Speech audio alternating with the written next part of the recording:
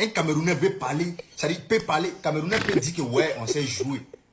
Football que la Guinée, on est d'accord. Mais on a développé que la Guinée, jamais. Notre président est bon que le président de la Guinée, jamais.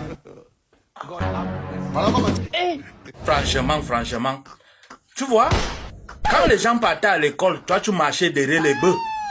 Tu as quand même un téléphone, il faut faire tes recherches sur ton téléphone. Tu veux comparer la Guinée-Conakry, et le Cameroun. Mon frère, être Camerounais, c'est un talent. C'est une bénédiction d'être Camerounais. Tu as compris? C'est un talent. Hein? Je sais que tu es fâché parce que j'ai parlé de ton président. Mais j'ai donné mon point de vue.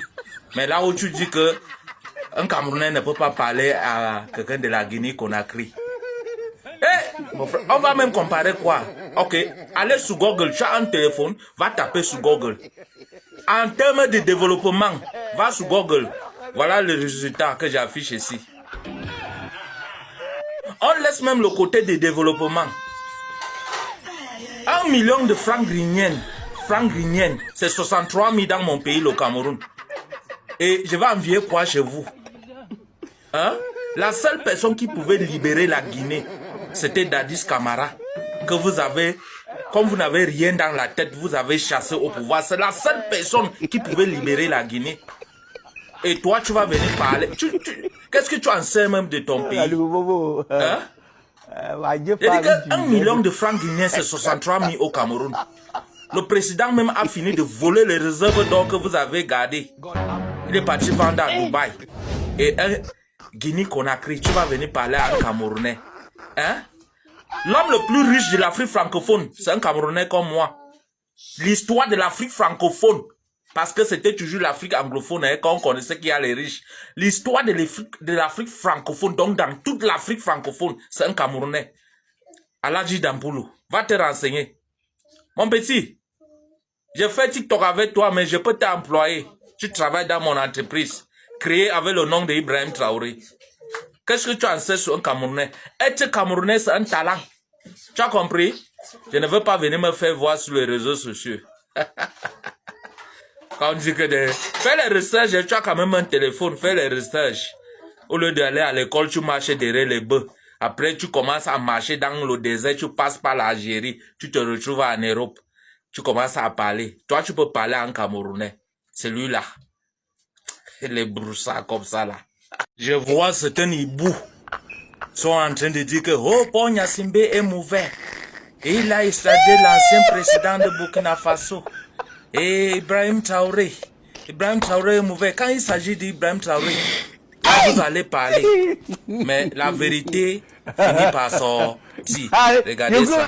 Hier à Abidjan, Lida Kwasi était réfugié à Lomé au Togo depuis la fin de la crise post-électorale et il menait des activités subversives. C'est ce que nous dit Abiba Dambélé Saoud. L'ancien ministre de la Défense de Laurent Gbagbo, Lida Kwasi Moïse, est arrivé par avion au GATL mercredi à 21h40.